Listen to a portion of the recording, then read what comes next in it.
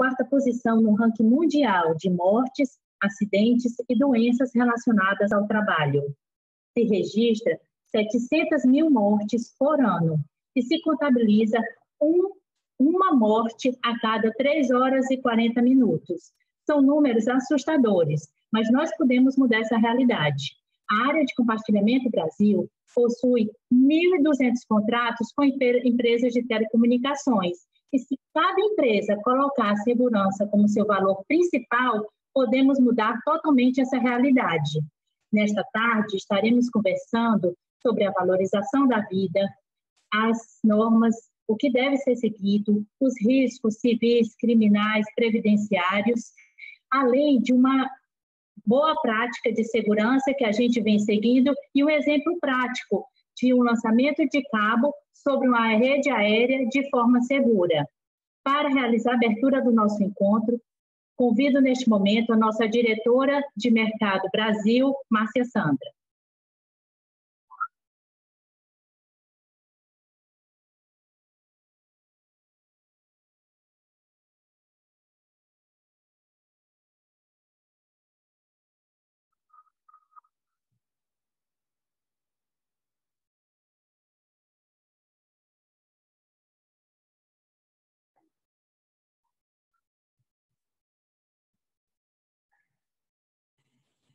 Olá a todos.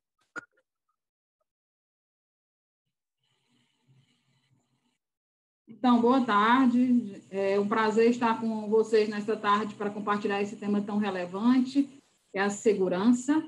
Eu gostaria de agradecer a todos por ter aceito o convite, né? Nosso primeiro webinar, tivemos aí mais de 1.100 inscritos, espero que se conectem, né, para que a gente possa compartilhar desse momento.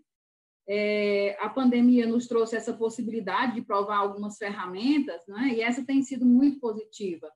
Evitamos viagens, deslocamentos mais longos e favorece, assim, a nossa velocidade de contato e possibilita, né, unir todos em volta de um único objetivo. A atividade de compartilhamento traz muitos desafios, tanto para as empresas de telecom, mas também para as empresas do setor elétrico. Um desses desafios é o risco de acidentes. Para mitigar esse risco, precisamos estar atentos a toda a regulamentação, as normas inerentes à atividade, a sustentabilidade, né, dos nossos negócios. É um processo que, afinal, se estamos bem envolvidos, né, e atentos a todo esse movimento, nossas empresas terão uma maior vantagem competitiva no mercado. Esse ano, nós já tivemos conhecimento, falo assim, porque conseguimos notificar e avaliar 7 acidentes, né, com colaboradores das empresas de telecom, 5 no Ceará, 2 em Goiás. Então, precisamos reverter essa realidade urgentemente. Existe também um acidente com população. Afinal de contas, nós temos, né, a nossa rede aérea e já tivemos notificações, né, de pessoas que acabam se enroscando, mortos, nos cabos que ficam, né, expostos. Isso é uma responsabilidade muito grande, compartilhado aqui com todo esse time. Então, vejo que essa é uma grande preocupação de todos que aqui estamos. Sem dúvida nenhuma, todos vocês, todos nós, temos atenção, que está muito atentos à segurança.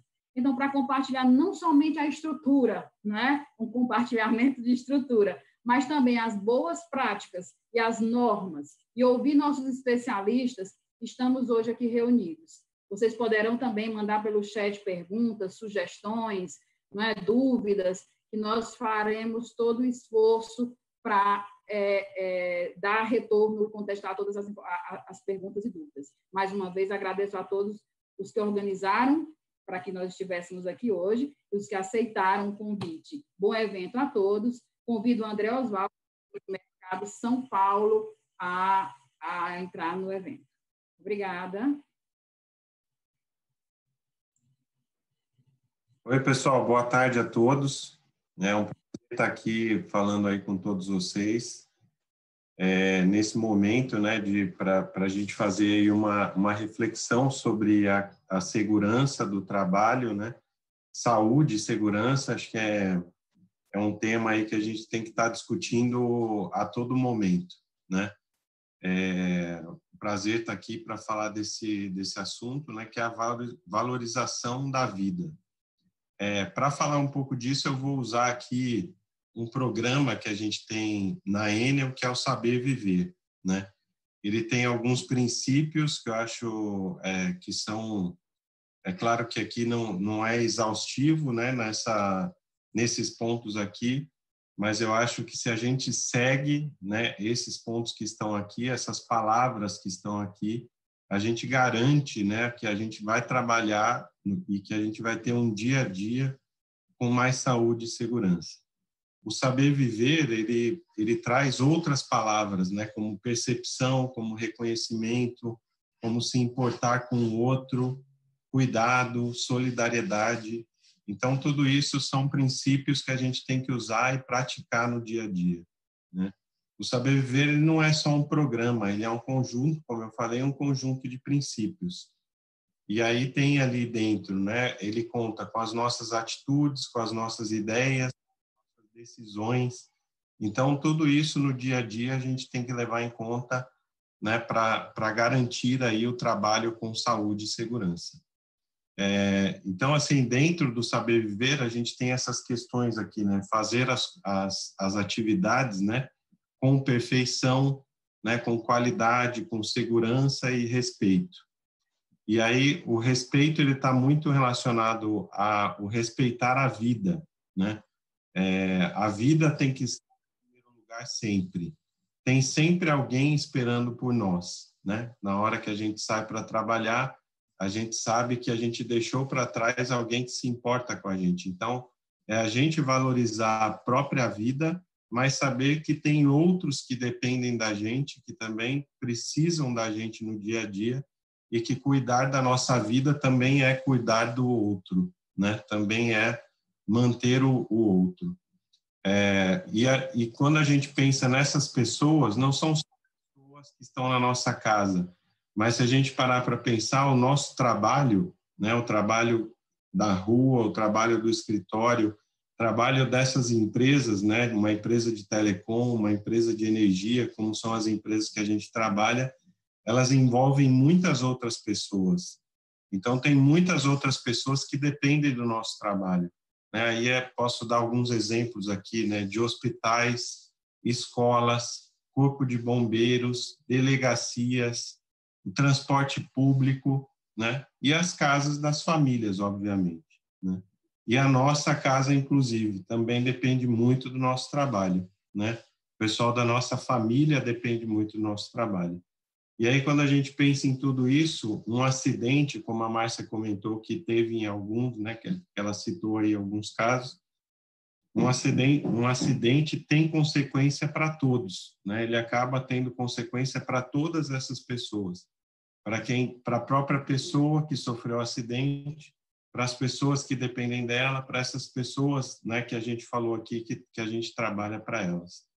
Então, a gente tem que cuidar muito disso no dia a dia. É importante, então, né, seguir esses princípios que estão aqui, o planejamento, né, é um passo aqui que a gente sempre, quando vai fazer algum trabalho, quando a gente sai para fazer algum serviço, a gente tem que cuidar disso, a gente tem que planejar, tem que olhar com cuidado, né? Cada coisa que a gente vai fazer, tem que fazer, preencher os formulários de prevenção, de segurança, a gente tem que seguir todo aquele ritual de segurança para a gente garantir que o ambiente que a gente está e o trabalho que a gente vai fazer, o serviço que a gente vai conduzir ali, que ele vai dar tudo certo, né? E outra coisa é fazer bem feito, né? Tá aqui, capriche mais, né? Então, é cuidar para que a gente siga todas as regras, para que a gente siga todo o ritual que foi colocado. Existem procedimentos, existem processos, né? Tá tudo escrito. A gente vê isso todos os dias, né? Ninguém sai para a rua sem ser treinado. É a gente lembrar dos treinamentos que a gente teve e aí fazer isso bem, sem dar jeitinho, né? O brasileiro tem, infelizmente, uma fama do jeitinho e a gente não pode dar jeitinho nesse tipo de trabalho, porque isso vai causar um problema, a gente vai ter um acidente se a gente der um jeitinho. Então, é sem jeitinho, sem quebra-galho, né? é a gente fazer as coisas com a maior precisão possível, caprichando e cuidando para que a gente, né, esteja seguindo esses procedimentos. É cuidar do outro, tá aqui, né, cuide mais, então é a gente olhar para o próximo, garantir não colocar ninguém em risco, não pedir para que ninguém faça algo que não esteja dentro dos padrões de segurança, né? Normalmente a gente sai para trabalhar em equipes, a gente sempre tem alguém com a gente. Então é a gente olhar pelo outro, né? A gente falar de segurança é a nossa segurança, é a segurança de quem está próximo. E às vezes a gente fica pensando, né? Eu estava agora, vocês todos sabem, mas a gente reabriu as lojas de atendimento da Enel. E uma coisa que a gente tem falado muito com os nossos atendentes é para que eles enfatizem isso com os clientes, com os pares, né? Para que eles coloquem, para que eles estejam de olho no que os outros estão fazendo. Então, se hoje, que a gente está no meio dessa pandemia, a gente está no atendimento de loja, né? A gente tem pessoas que ficam em fila. Então, se a gente chega para alguém e fala, olha, você está descumprindo, você não está, né, seguindo as regras de distanciamento social. Eu não vou estar fazendo isso, né? É claro que tem formas de falar, mas eu não vou estar fazendo mal para a pessoa. A gente está fazendo um bem para todos, né? A ideia é que quando a gente chama a atenção de alguém, e aí, como eu falei, existem formas para isso, a gente está cuidando daquelas pessoas, estamos cuidando do nosso parceiro, estamos cuidando do nosso cliente, né, das pessoas que estão à nossa volta. Então, a gente tem que garantir as condições de segurança, não só para nós, mas para quem está próximo. Outra coisa aqui, né, é a gente atuar como exemplo, né? Então, é a gente, as atitudes, né, como eu falei, uma dos princípios do saber viver são as atitudes que a gente tem no dia a dia. E aí essas atitudes, porque muita coisa do que a gente faz aparece muito mais do que aquilo que a gente diz. Então, quando a gente atua como exemplo, a gente acaba contagiando mais as outras pessoas. A gente consegue atingir melhor as outras pessoas quando a gente age como um exemplo. Então, acho que esse é um ponto que a gente tem que trabalhar sempre, né? É deixar, o falar é importante, mas o que a gente faz está sempre sendo olhado, alguém está vendo como é que a gente está atuando. Então, é isso que vai tocar mais nas pessoas. E aí, a questão da comunicação, né? A gente precisa se comunicar. Falhas de comunicação também causam acidentes. Então, a gente precisa garantir uma comunicação clara, uma comunicação assertiva com todas as pessoas com quem a gente trabalha, né? E até para dizer, olha, como eu falei antes, né? Até para dizer, olha, isso aqui o que você está fazendo não está correto, né? E aí existem formas para se comunicar e a gente tem que estar treinando isso todo dia. A gente tem que estar, né, sempre exercitando a comunicação. Não podemos deixar de falar, não podemos deixar de agir, porque isso, como eu falei, falhas de comunicação causam acidentes também. E quanto à inovação, que é o último item que tem aqui, né, no slide, e é um dos princípios também do saber viver, é a gente sempre procurar fazer as coisas com maior eficiência possível, maior eficácia possível, sempre pensando como é que eu posso reduzir custos, mas nunca abrindo mão da segurança. Como é que eu posso fazer tudo isso? Como é que eu posso inovar sem abrir mão da segurança? E melhor ainda, como é que eu posso inovar na segurança? Né? Como é que eu posso fazer uma atividade com mais segurança? Né? Então é isso, vocês, né, as pessoas, a gente que está no dia a dia, a gente conhece bem o que a gente está fazendo, sabemos bem como é que a coisa funciona, como é que é a nossa atividade, né? Ninguém sabe melhor do que nós, e quem é a melhor pessoa para inovar nisso somos nós mesmos.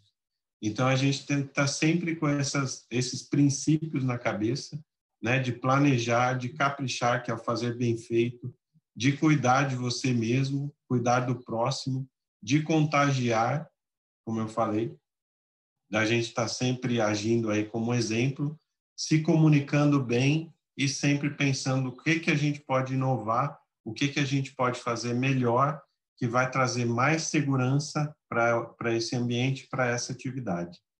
Então é isso, muito obrigado a todos pelo espaço. Agora eu passo a palavra para o Ednei, que é o nosso engenheiro eletricista. Cara.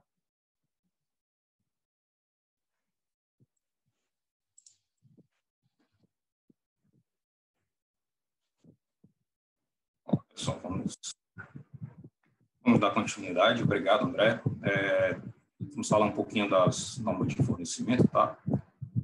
Bom, rapidamente nessa primeira lâmina, nós temos os documentos orientativos, né? O primeiro é, a nossa Bíblia, né? Que a gente utiliza, que é a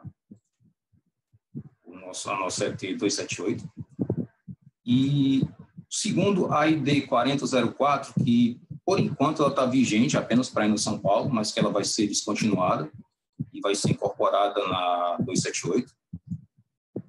Também nós temos as NBRs, né? A NBR 15214, que trata do compartilhamento em si, a NBR 15088 e 15992, que trata da rede elétrica, as resoluções da ANEEL, da Anatel, enfim. E por último, mas não menos importante, o que é o nosso foco aqui, a NR10, que trata de risco elétrico, e a NR35, que trata sobre trabalho em altura, e nós vamos falar rapidamente de todos esses pontos ao longo deste encontro. Segue. Aqui nós vemos várias estruturas. Na verdade, elas estão todas na NBR 15214. E até aí não tem muita novidade. Nós podemos perceber pelas figuras que estamos mostrando aqui, que no mundo ideal o compartilhamento funciona, tá? Segue.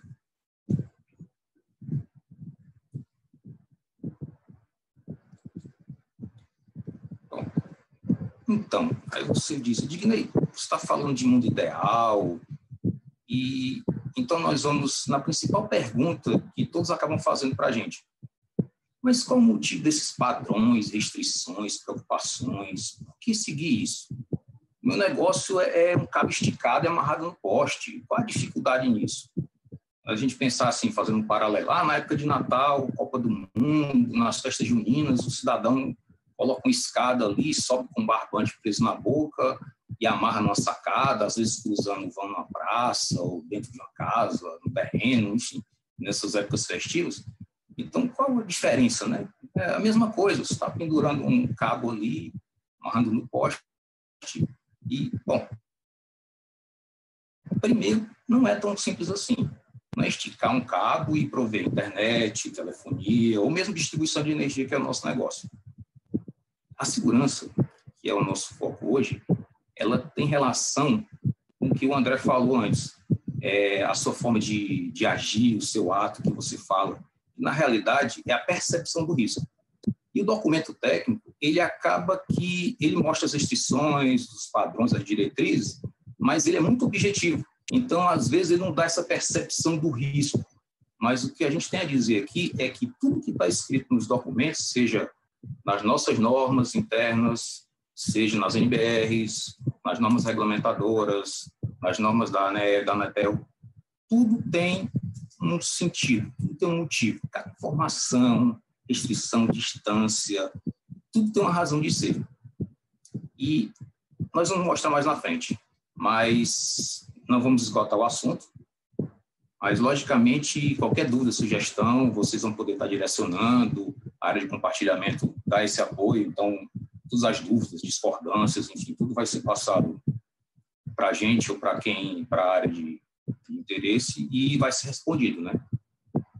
Segue. Bom, aí aqui nós temos as premissas da Enel quando compartilha a capacidade excedente no poste, que visa basicamente garantir a segurança, a qualidade e a confiabilidade. Então, nós miramos nessas premissas e ficamos nessa busca constante de soluções, melhorias, novos métodos, materiais, mas sem perder esse foco. Então, assim, não é porque a especificação está lá que ela está engessada, ela ad eterno vai ser aquilo ali. Não. Ela, mediante essa análise, esse nosso foco de segurança, qualidade e confiabilidade, é que motiva a fazer atualizações e a melhoria constante. Segue. Aqui a gente está mostrando o que eu falei na aula anterior, que nós abrimos essa nossa visão nesses 3 pilares, né, que são o ordenamento, os afastamentos mínimos e as interferências, que nós vamos detalhar um pouco cada um deles. Segue.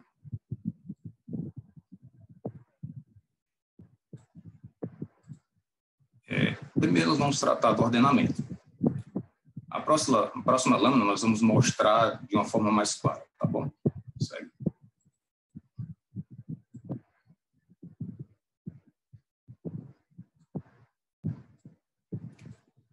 Aqui o visual, né, que a rede tem, com todos os seus atores envolvidos, né, a padronização, o impacto do ponto de vista de poluição visual mesmo, né? Então, quando a gente fala do ordenamento, a gente pensa nisso, no cruzamento dos condutores, facilidade de manutenção, substituição. Aí, às vezes, alguém pergunta, eu posso usar o outro lado do poste?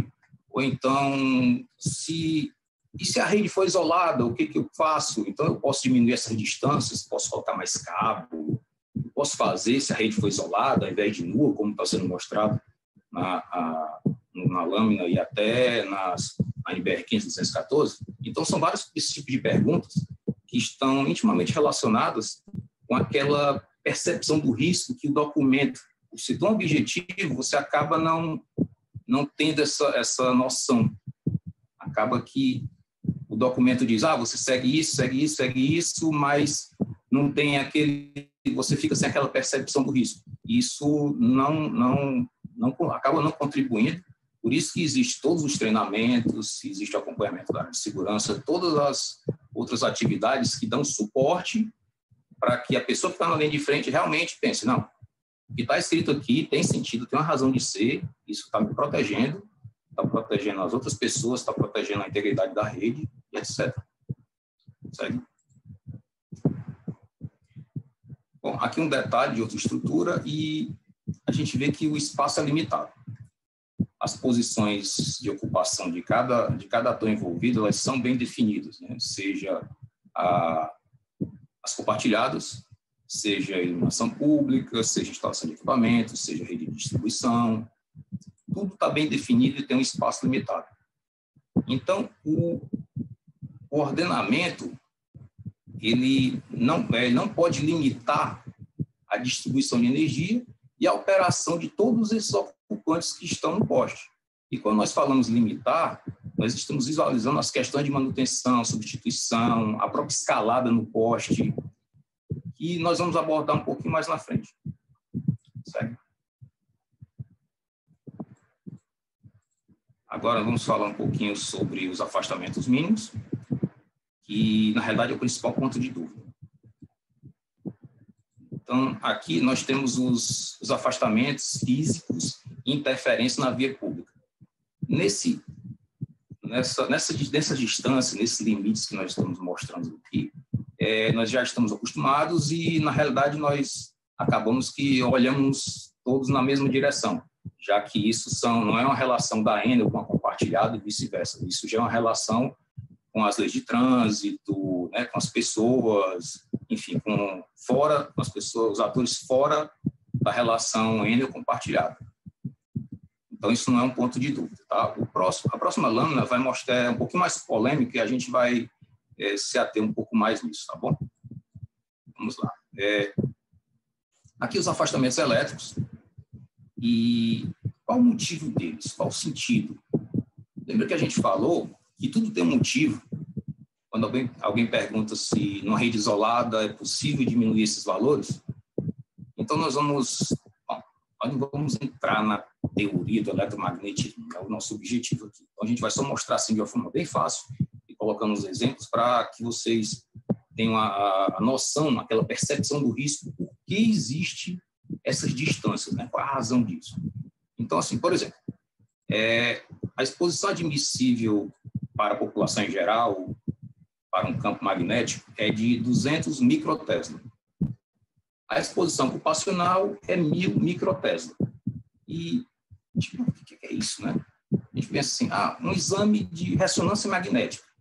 Nós até já conhecemos alguém que já fez, ou até já fizemos, ou alguma propaganda no jornal, no rádio, enfim. Ressonância magnética 3 Tesla.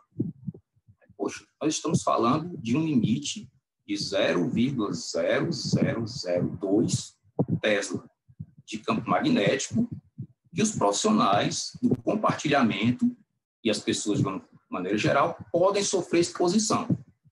Então, olha a classificação da NR10 para a zona livre. Olha de onde é que veio a informação. Não é um valor jogado ali que alguém olhou, tem par, não. O valor é tanta distância essa, não, tem um motivo. Mas se o cabo for isolado? O isolamento, ele vai mitigar o campo elétrico e não o campo magnético. E o campo magnético depende da corrente circulante. Então, vamos pensar assim, mais fácil, imaginando um equipamento que é bem comum, o alicate amperímetro, ou então um TC toroidal, que a gente vê dentro de subestação. Independente se o cabo é nu, isolado, protegido, não importa o tipo de rede, ele vai sensibilizar o campo magnético que está lá. E as distâncias de segurança são baseadas nele. Então, na rede elétrica, não só existe o campo magnético, mas existe o campo elétrico, que é baseado na tensão. Então, uma rede energizada, para existir, ela existe o campo elétrico. Sempre. Então, por isso que nós usamos o detector de tensão, que é baseado no campo elétrico. Até alguns detectores de tensão têm detector de tensão por campo elétrico. Então, olha de onde é que veio a ideia de você usar o detector de tensão. Então, o detector de tensão é para você determinar se a rede está energizada ou não.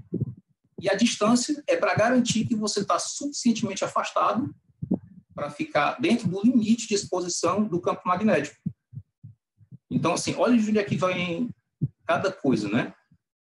Então, lembrando, a gente falou de alicate, né? Então, a gente não está incentivando qualquer um de vocês a usar um alicate em perímetro, detector de tensão, ou qualquer equipamento na rede da ENO, né? Nós estamos só dando um esclarecimento que o risco existe, independente se a rede é isolada ou não. E que aquelas distâncias determinam os procedimentos para você caracterizar uma rede como desenergizada e garantir sua segurança. E mostrar que tudo tem um motivo, tudo que está dentro do documento tem um motivo. E esses motivos levam a uma série de esclarecimentos. Por que o transformador é 300 kVA que fica no poste? Por que não pode ser maior? Por que a regra de ouro?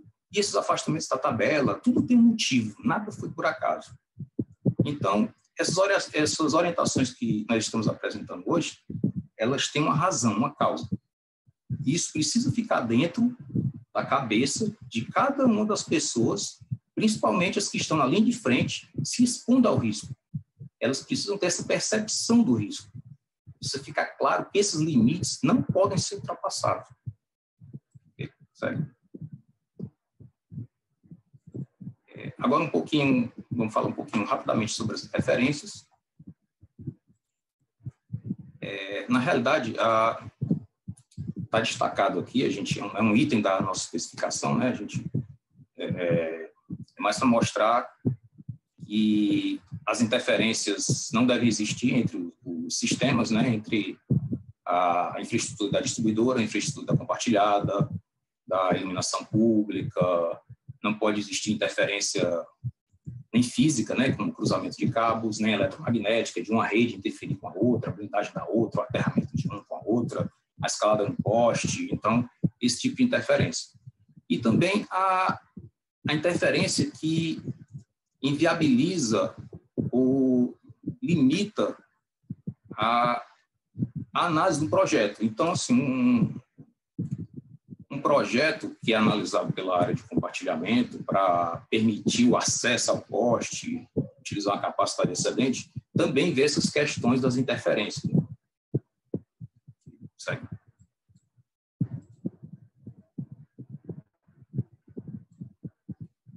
Bom, aqui, nesta última lâmina, nós vamos nos mostrar, só como eu falei no início, que a Enel está atenta às atualizações técnicas, melhoria contínua, os métodos, enfim. São os pontos que nós estamos estudando atualmente, tá? Então, vou falar rapidamente, já que ainda está em discussão, é coisa interna ainda, mas só para vocês terem noção do que a gente está fazendo, sempre naquele foco da melhoria contínua. Então, por exemplo, a antena, a gente pensa quantidade de antena no poste, peso, dimensões, como é que vai ser instalado, a distância de segurança, a radiação, se pode utilizar no poste de equipamento, a limitação que aquilo pode provocar na expansão da rede elétrica, esse tipo de coisa. A reserva técnica, que acaba sendo um problema que não tem um critério claro das compartilhadas de onde usar e como usar. É meio que como se cada compartilhada utilizasse de uma forma. Então, a gente está estudando se é viável discutir e colocar dentro da nossa especificação esses critérios até para dar uma orientação. Por exemplo, vamos supor, tem uma avenida. Então, não é muito razoável que todas as compartilhadas que estão cruzando aquela avenida coloquem uma reserva técnica no poste imediatamente ao lado. Imagina a poluição visual, né?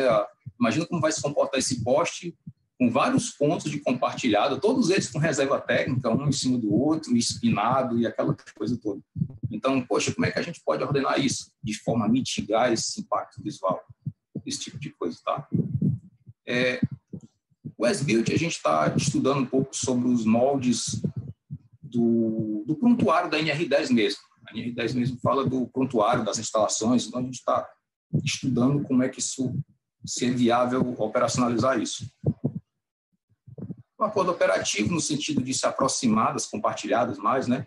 Como, por exemplo, na classificação se uma rede está ou não fora de serviço, as comunicações de risco, que até já funciona bem, já é bem claro, isso já é bem consolidado, né? Mas a gente sempre busca uma forma de estar melhorando, de estar se aproximando mais.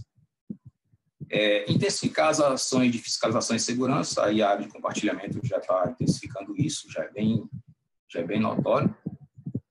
E, bom, é isso. A gente está à disposição. E agora eu passo a palavra para a Vlad. Obrigado.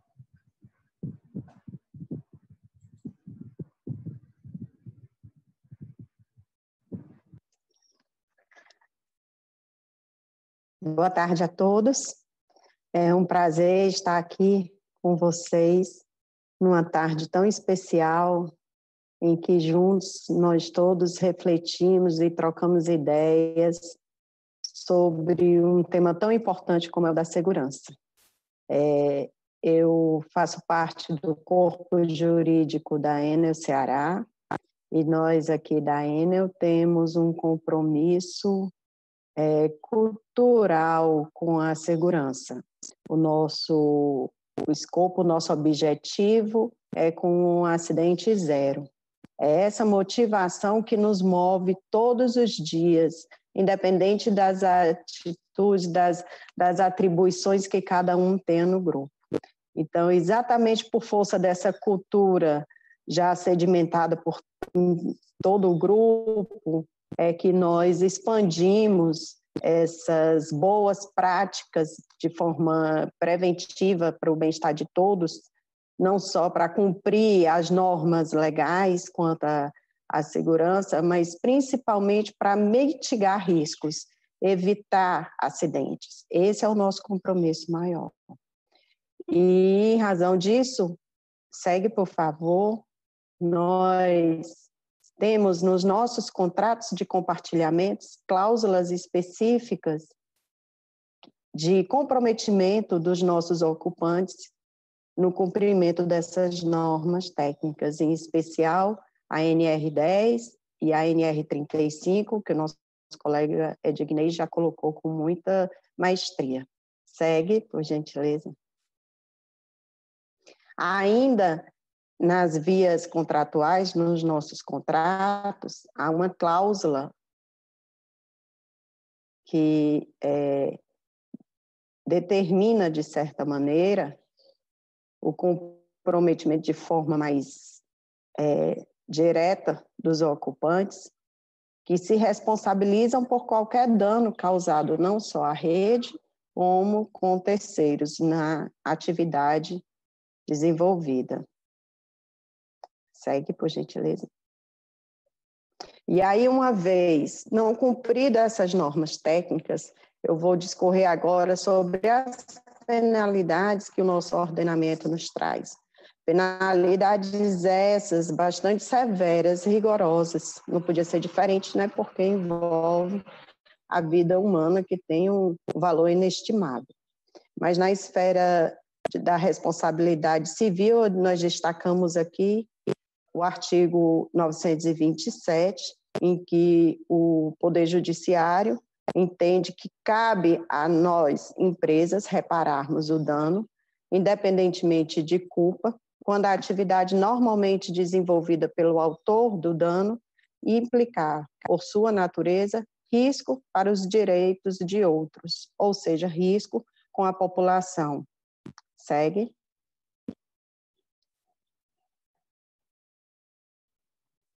Ainda cabe uma ação regressiva, uma vez constatada a conexão entre o acidente causado e a atividade da ocupante, é de nossa responsabilidade denunciar a empresa ocupante nos processos eventualmente promovidos pela população.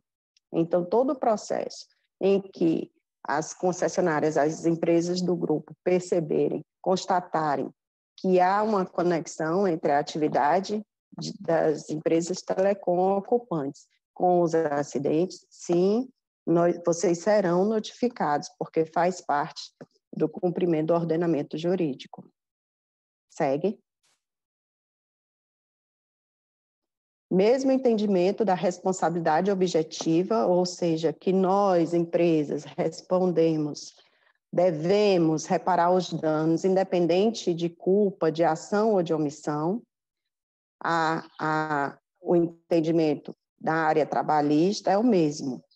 Então, nós destacamos aqui que cabe ao empregador, independente, indenizar pelo acidente de trabalho, independente de ação ou omissão voluntária.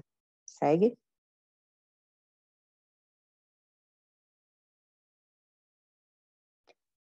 E compartilhamos aqui com vocês uma decisão recente da Suprema Corte, reafirmando esse entendimento da responsabilização objetiva do empregador por danos decorrentes de acidente de trabalho, quando a atividade normalmente desenvolvida por sua natureza apresentar exposição habitual e risco especial com potencialidade lesiva. Vale ressaltar aqui para vocês que essa decisão é recente, publicada em junho deste ano. Então, são todos esses riscos que as ações preventivas evitam. Não obstante ainda os riscos de responsabilidade civil e trabalhista, temos ainda o criminal e o previdenciário. Segue.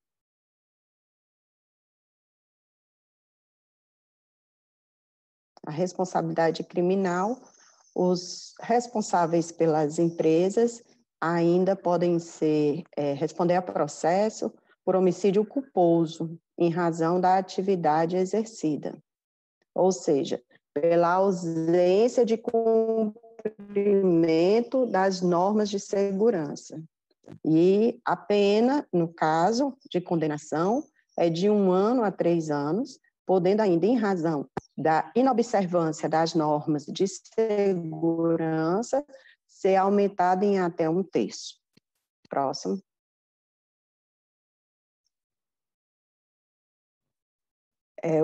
Esse é outro desdobramento das penalidades criminais, reforçando o crime de homicídio culposo, no caso de constatação da ausência dos procedimentos de segurança.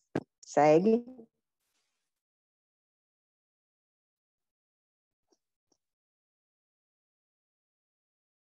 E aí nós temos as responsabilidades criminais dentro da Previdência Social. que nesse destaque em negrito constitui como contravenção penal, punível de multa, a empresa que deixar de cumprir as normas de segurança e higiene do trabalho. Segue.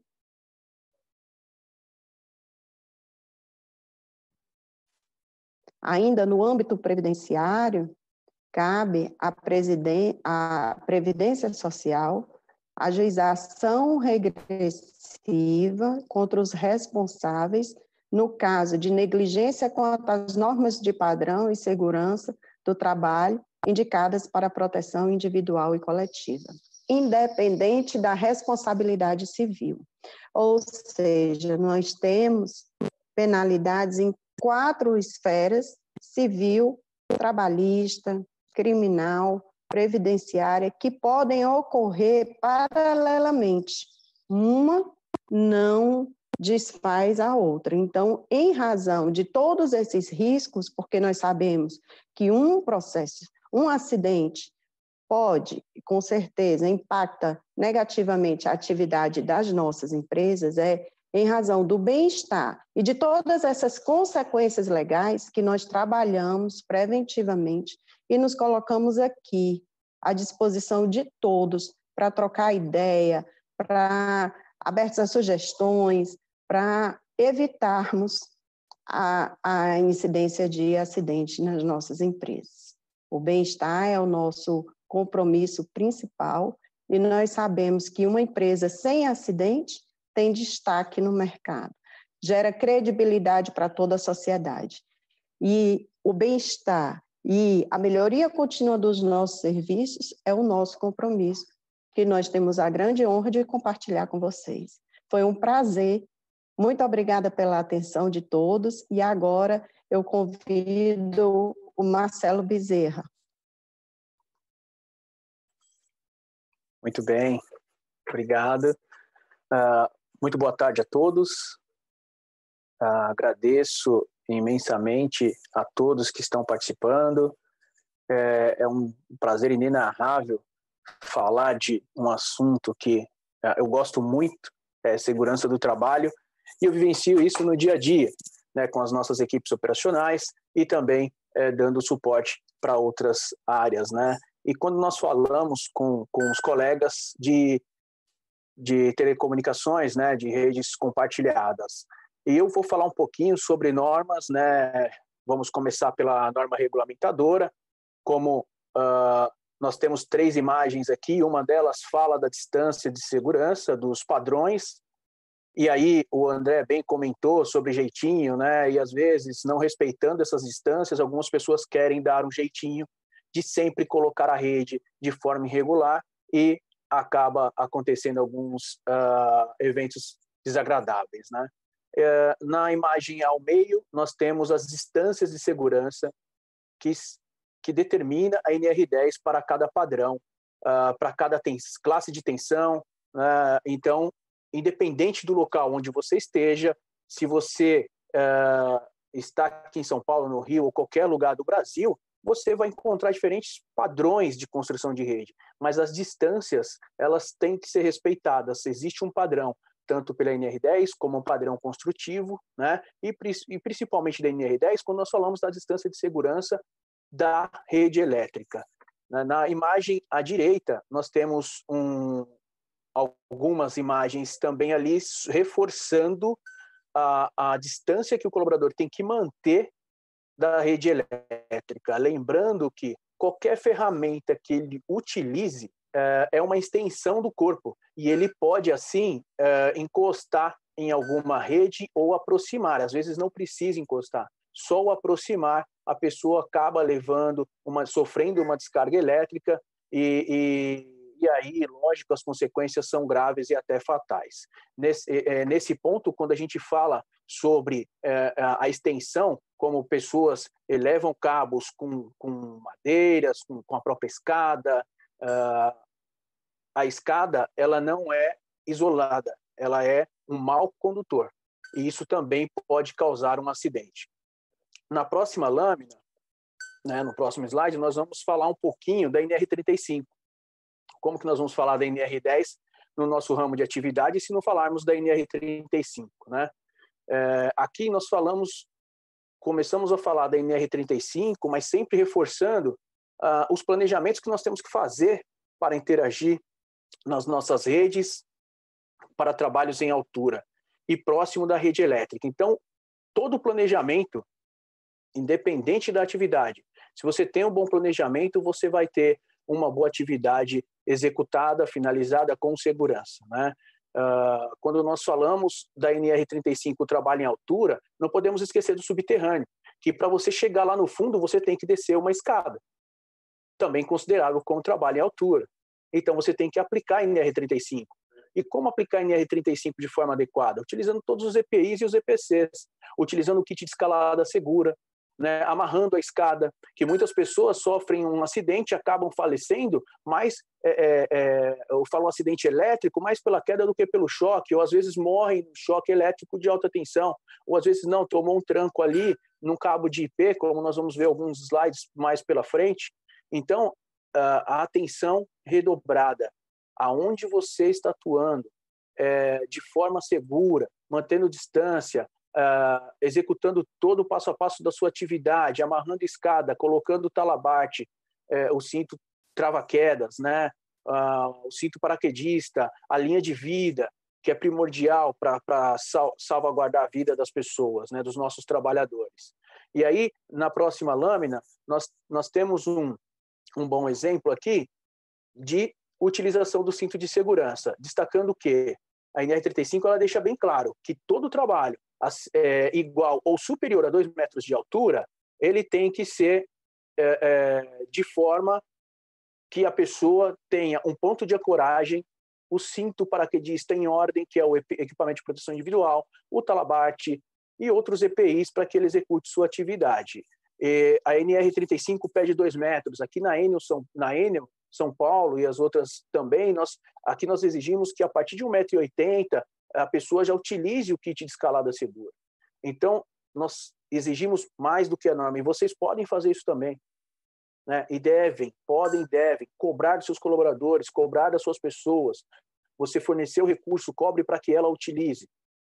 Você está salvando vidas. As pessoas utilizando de forma correta o seu EPI, nós não vamos ter problemas, não vamos ter acidente. E o acidente, sabemos, como já foi dito, ele causa muitos problemas para qualquer empresa. A família, principalmente, ela vai sentir. Nós temos que reforçar para as nossas pessoas que utilizar o EPI é uma obrigação. Né? Não é, eu quero, não é uma vontade, é obrigação. Nós fornecemos o EPI, damos os treinamentos, as pessoas têm que utilizar o equipamento de proteção individual. E aí, nós temos sempre que reforçar com as pessoas e sempre pegar no ponto fraco. Qual que é? Todo trabalho deve ser feito com segurança. Lembre-se que lá atrás, na sua casa, quando você saiu de manhã, alguém ficou esperando por você. Esse é o nosso recado todos os dias para as nossas pessoas. Mais à frente, nós vamos falar dos riscos, né, dos riscos elétricos, falando novamente da NR10. O não cumprimento às instâncias de segurança, como eu já falei, causa eventos desagradáveis. As nossas pessoas, eles têm manga, luva, isolante para atuar na rede energizada. Se a luva não tiver de acordo com a classe de tensão, ele não pode atuar. Também nós temos, né, o detector de tensão no capacete do colaborador. Quando ele está aproximando, ele vai detectando o campo magnético ali, como bem falou o Ednei, e a pessoa já vai, peraí, ele recebeu o alerta, ele começa a manter uma distância segura para executar a atividade, a não ser que ele vai executar a atividade numa rede energizada. Então, para as pessoas que não interagem diretamente com a rede elétrica, mas estão nas proximidades, têm pura obrigação de ser orientadas e de respeitar as distâncias de segurança. Na próxima lâmina, nós temos mais um item que fala aí de alguns riscos, né? Que é o que mais acontece nas redes, os acidentes que mais acontecem nas nossas redes com pessoas, não só pessoas de telecom, mas nós estamos falando diretamente com pessoas de telecomunicação, mas outras pessoas que colocam a escada e não amarram a escada, não ancoram a linha de vida, não ancoram o cinto trava-quedas. Pessoal, esse é um momento de reflexão. Nós fizemos uma parada hoje, é um evento maravilhoso, onde nós temos a oportunidade de conhecer, receber orientações e, principalmente, de passar orientações para as nossas pessoas, de mostrar para eles que cada dia que nós fazemos a segurança de forma correta, nós temos bons resultados. Esse é o meu recado. Nos próximos slides, vai ficar com o nosso colega Johan, que também é da segurança, e vai fazer alguns comentários. Muito obrigado.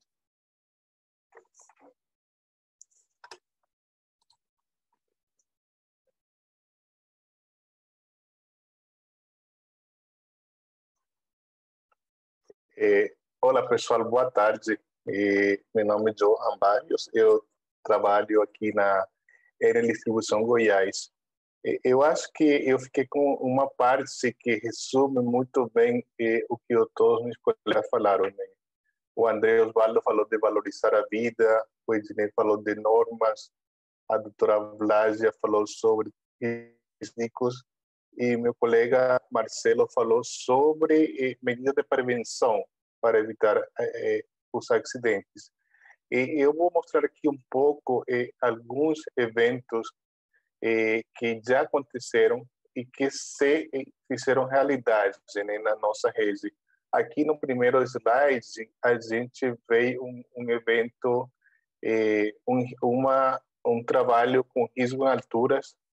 A gente vê que não está sendo respeitada a NR35 por parte desse trabalhador que está aqui nessa situação de risco. Então, a gente vê como a pessoa que está se expondo ao risco durante a execução desse trabalho. E aí, a gente toma aqui internamente na Enel todas as medidas que foram apresentadas pelo Marcelo. E seguinte. Aqui vemos um exemplo bastante triste de um evento que aconteceu na Enel São Paulo, em São Paulo. Esse evento teve a seguinte característica: foi uma condição insegura, a empresa fez um projeto de revelia, ou seja, ela não tinha a autorização para trabalhar nesse ponto. Como vocês veem, as redes de comunicações invadiram a zona de risco, o que colocou o trabalhador em risco. Então, ele fez contato com a rede energizada, não respeitando a distância de segurança para ele, e ele veio a óbito no local. Isso foi em Barueri, em São Paulo. Segue.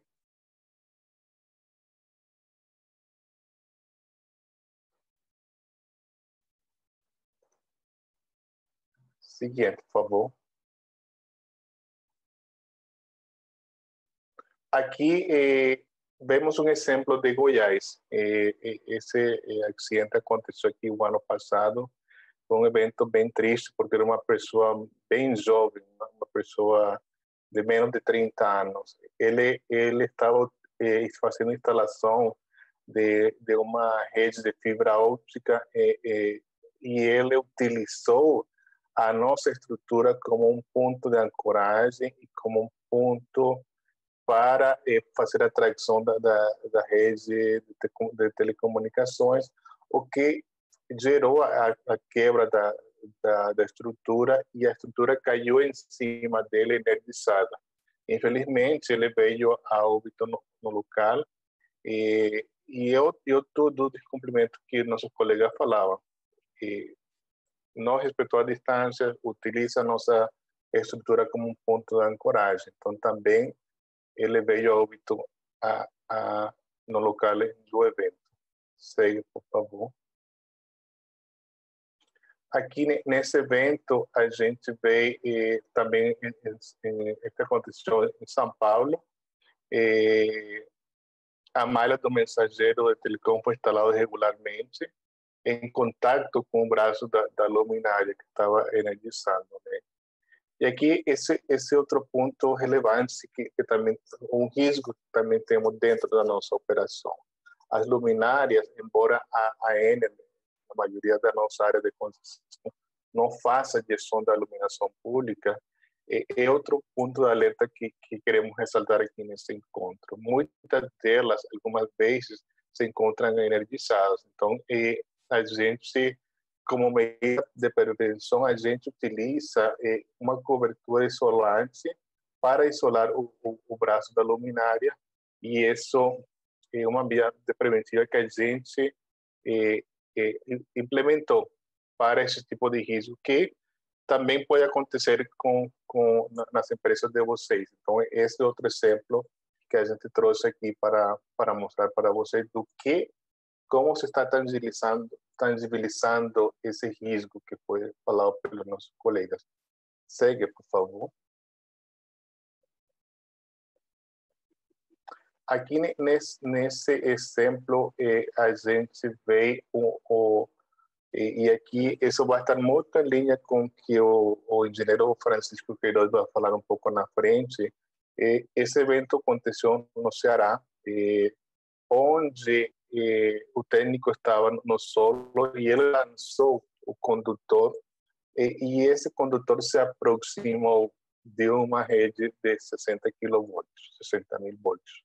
E, por indução, ele recebe uma descarga elétrica, estava em cima o técnico estava em cima da escada, o que originou a queda. Ou seja, ele aqui teve um risco elétrico porque ele aproximou a fibra óptica à rede de alta tensão e, por indução, recebe a descarga, e além, ele não estava ancorado, o que gera a queda dele.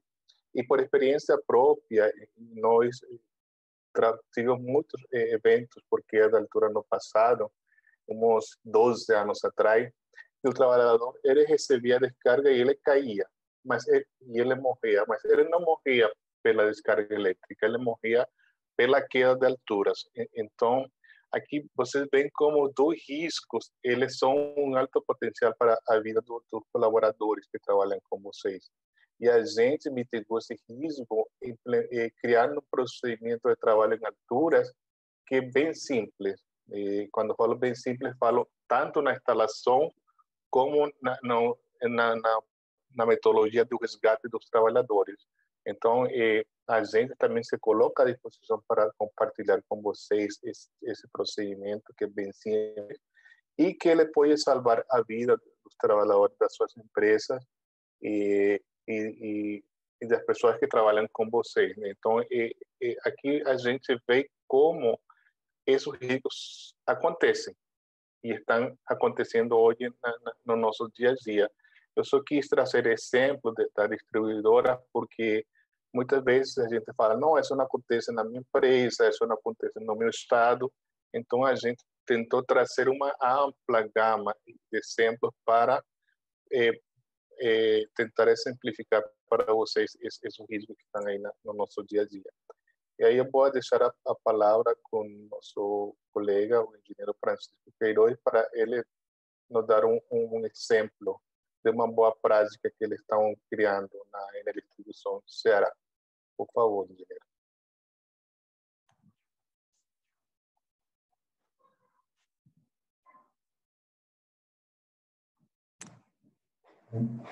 Boa tarde a todos.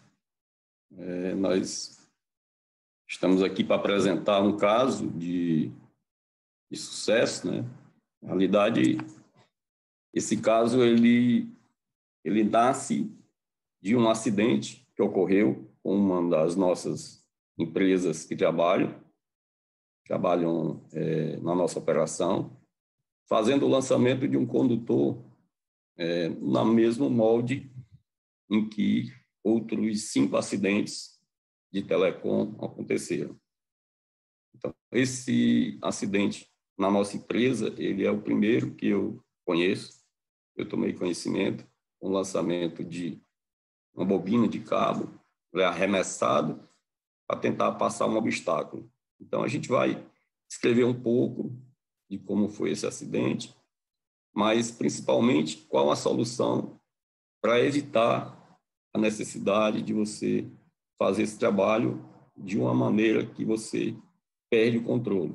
Você faz essa bobina de cabo e arremessa sobre um obstáculo, você perde totalmente o controle, e foi isso que aconteceu e terminou provocando acidente. Quer dizer, nós tivemos esse ano 6 acidentes, 5 de telecom e 1 dentro da nossa operação. Em todos os casos que eu conheci, felizmente, as pessoas tiveram algum dano sério, mas escaparam. O nosso também escapou. E eu gostaria de mostrar para vocês o passo a passo de como a gente faz o nosso trabalho, né? Então, vamos estabelecer aqui o critério que a gente utiliza, e ele precisa ser adaptado às redes de comunicação. O que eu vou falar aqui são equipamentos de proteção individual e coletivo que nós utilizamos, e o passo a passo para o lançamento dos condutores de ligação do cliente, que é o principal caso, que tem mais semelhança com os cabos de telecom, e é o caso que a gente vai utilizar nesse exemplo. Então, basicamente, no nosso trabalho, a gente faz o lançamento do ramal de ligação sobre rede aérea existente. Pode ser uma rede de baixa tensão, isolada, pode ser uma rede IP, porque essas redes elas estão mais ou menos no mesmo nível da nossa operação. E, principalmente, o nosso grande lançamento no dia a dia é sobre as redes de telecom. Por que isso? Porque as redes de telecom elas estão abaixo da nossa rede. Então, sempre que eu preciso lançar um condutor, esse condutor ele vai operar acima da rede de telefonia ou de internet, aí eu preciso passar. Pode seguir. No nosso trabalho do dia a dia, nós temos algumas coisas que a gente faz. A primeira delas é a APR, Análise Preliminar de Risco. Ela visa o planejamento da atividade a ser executada. Então, quando o eletricista chega, vai fazer uma ligação, ele imagina o ponto de partida, o poste onde ele vai conectar a rede, e o ponto da casa é o ponto de conexão do cliente. Então, essa trajetória, ela precisa ser avaliada e o que ele precisa fazer. Mas também os riscos que o cercam, na colocação da escada, no poste onde ele vai ancorar, o ponto de fixação da escada no poste, e as demais condições de rua para poder ele iniciar o seu trabalho. Ele também tem os seus equipamentos de proteção coletiva, os EPCs, tem os EPIs, e isso aí são terminologias que a gente vai utilizar. Podemos passar. Bom, na nossa formação de equipe, no nosso dia a dia, nós trabalhamos muito em dupla. A nossa dupla, que vai para o campo fazer atividade, ela tem um eletricista líder, ele é o responsável por realização da APR, da Análise Preliminar de Risco, que eu falei anteriormente.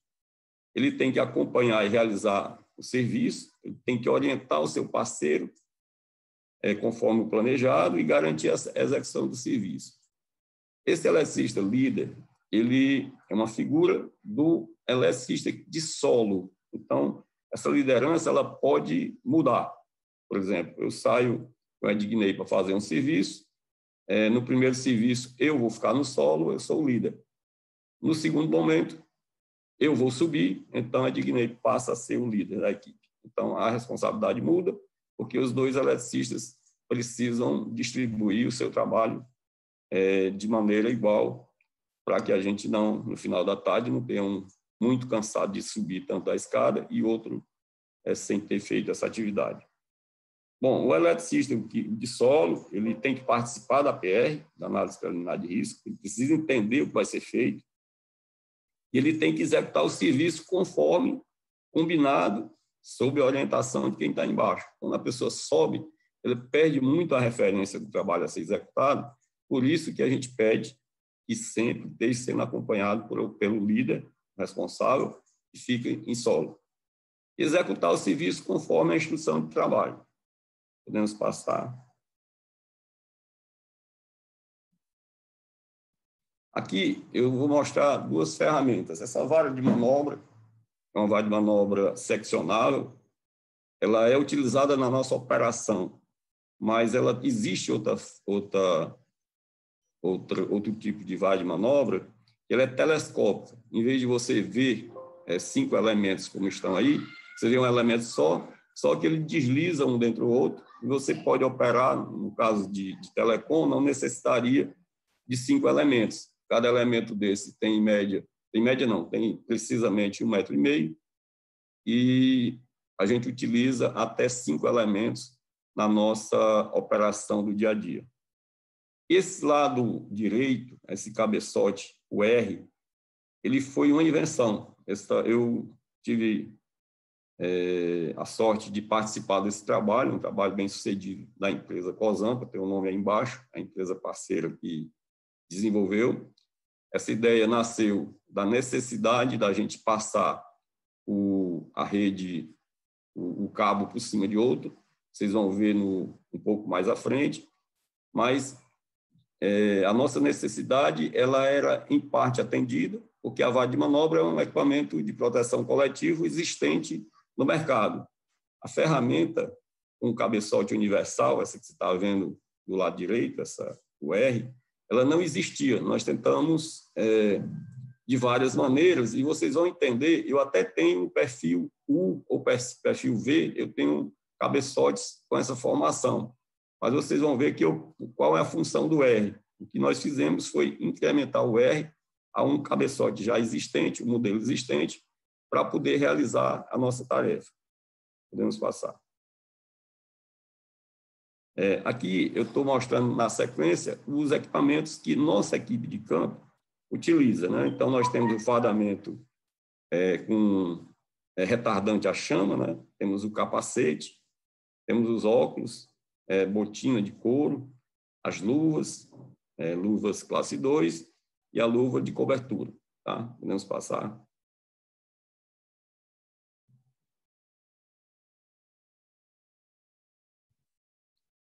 Bom, a transposição do cabo concêntrico é o que nós vamos começar agora a falar.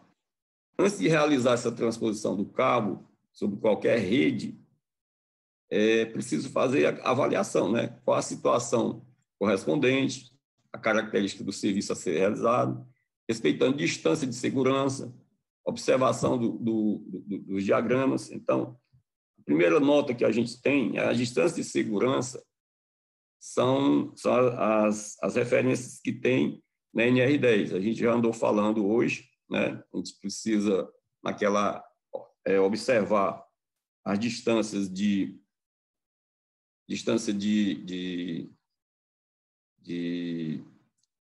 isolamento da rede, a distância que você pode ficar, onde você não tem interferência na rede, na zona chamada zona livre, para que você possa trabalhar. No caso das empresas de telecom, ela trabalha normalmente na zona livre, ou seja, ela não tem interferência na nossa rede, ela deve estar a uma distância segura para poder trabalhar.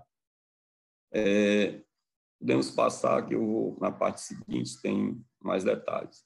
Aqui temos as distâncias que eu falei, né? A distância da rede telefônica para a nossa rede de baixa tensão é de 70 centímetros, para 13.8 é de 1,38 e para 69 kV é 1,90.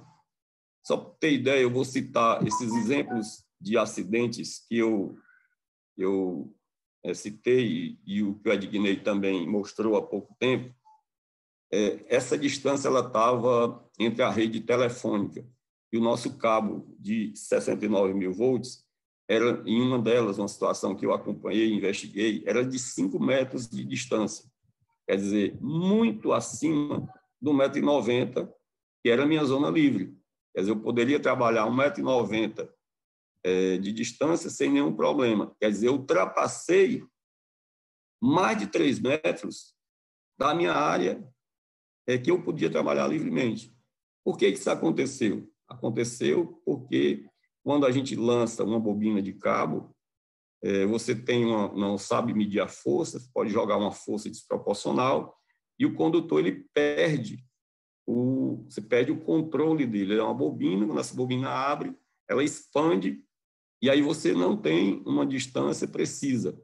Por isso que foi preciso a gente inventar um método de trabalho onde você tivesse o domínio da tarefa que você está executando. Quando você faz o arremesso de uma bobina de cabo sobre uma rede, você perde totalmente o controle. É uma variável que um eletricista pode jogar e bater, não passar, e outro pode arremessar e atingir um alvo muito acima do esperado, como foi esse caso de um dos acidentes que eu investiguei. Pode passar. Bom, dentro da preparação para fazer esse trabalho, eu já falei um pouco para vocês no começo, mas a equipe começa fazendo a análise preliminar de risco, a OAPR, né? Depois ele tem que analisar os pontos de fixação, eu também já falei isso, os pontos de fixação é o do cliente e o do poste onde você vai partir a rede, né?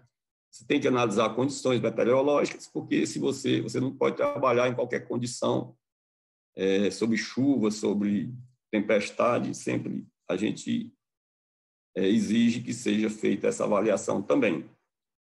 Desnível de solo são também coisas a ser observadas na sua APR para que você não venha a cair. Isolamento da área, verificar a existência de redes energizadas nas proximidades, isso também faz parte da sua APR. E aí tem a lista de atividades que precisam ser feitas durante a APR. Podemos seguir.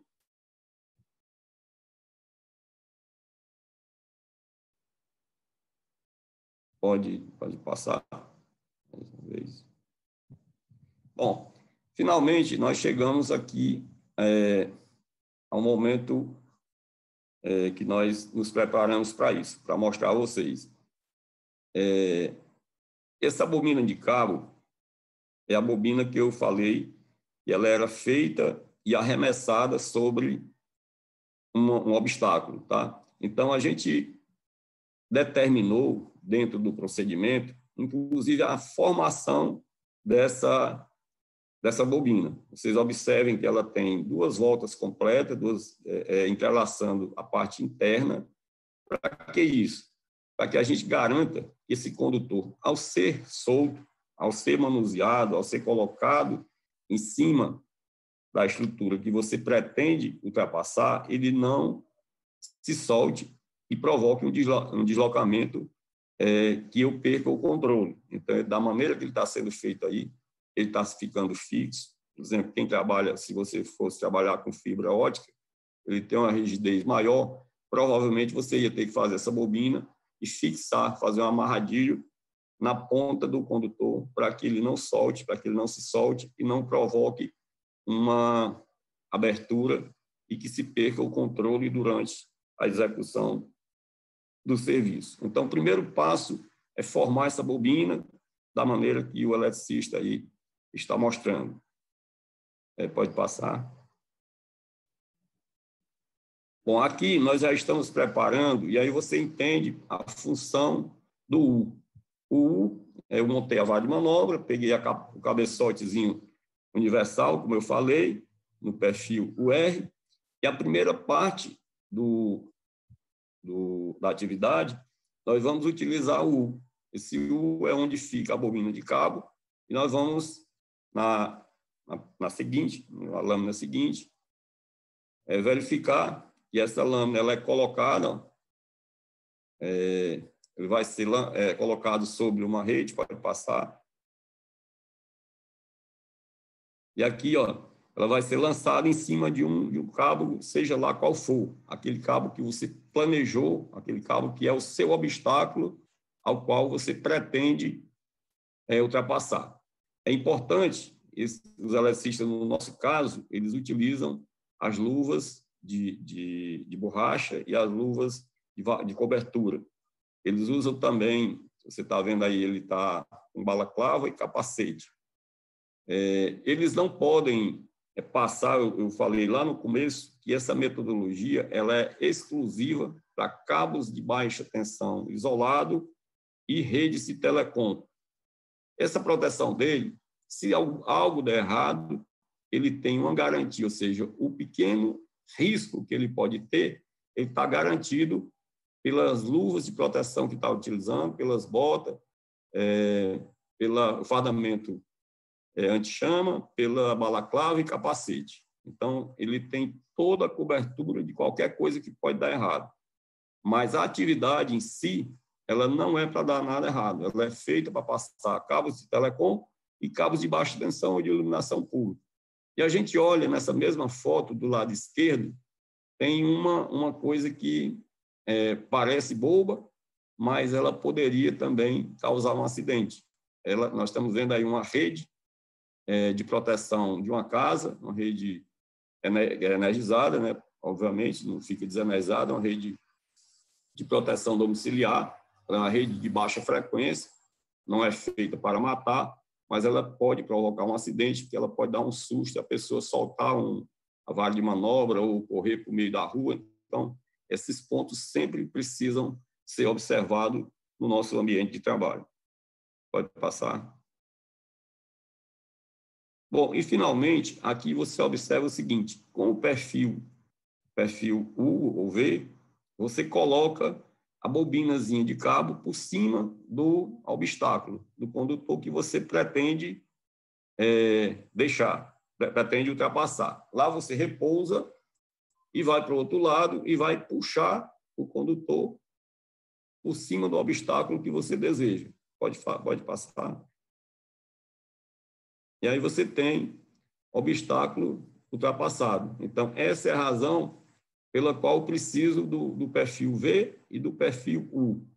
Como eu falei, essa ferramenta, esse cabeçote nesse perfil, ele não existe no mercado. A vara de manobra existe. Eu falei com o mesmo fabricante e fabrica essa vara de manobra, que é a Leal. É uma empresa que fabrica material de segurança. Ela não tem, mas se for preciso, ela faz adaptação, porque ela tem perfis tipo U, tipo V, e aí é só aumentar, botar esse perfil R, é muito fácil de complementar isso. Então, gente, basicamente, esse material está disponível, ele foi desenvolvido pela empresa Cosampa, eu pedi licença a eles, apesar de eu ter feito o trabalho desenvolvido juntamente com eles, está à disposição de vocês. Se tiver alguma dúvida, precisar qualquer, eu também estou à disposição. Será um prazer ajudá-los. E o meu pedido a vocês é que, dentro do possível, implementem essa ferramenta no dia a dia de vocês, nas operações de vocês, e que a gente possa evitar acidentes. É a única razão pela qual a gente luta o dia a dia. Nós amanhecemos o dia lutando pela vida, finalizamos o dia lutando pela vida, e é isso que eu espero que a gente possa contribuir com a segurança dos colaboradores de nossas empresas de telecom que trabalham com a gente, do mesmo jeito que a gente fez com a empresa que trabalha internamente. Nosso muito obrigado, e eu devolvo a palavra para a Vânia. Muito obrigado, Queiroz. Agradeço a todos que participaram, os que se apresentaram, a nossa equipe que ajudou a construir esse encontro da comunicação. Eu agradeço à equipe de compartilhamento que ajudou na divulgação e a várias outras empresas de telecomunicações que também ajudaram na divulgação. E a gente está aqui hoje para conversar sobre a vida, sobre a segurança, para que todos possamos ir trabalhar e que possamos voltar para casa para as nossas famílias. Por favor, envie dúvidas, sugestões e comentários para esse e-mail que está aí disponibilizado e no decorrer dessa semana estaremos respondendo e enviaremos todas as respostas para vocês. Muito obrigada, boa tarde e ficamos à disposição.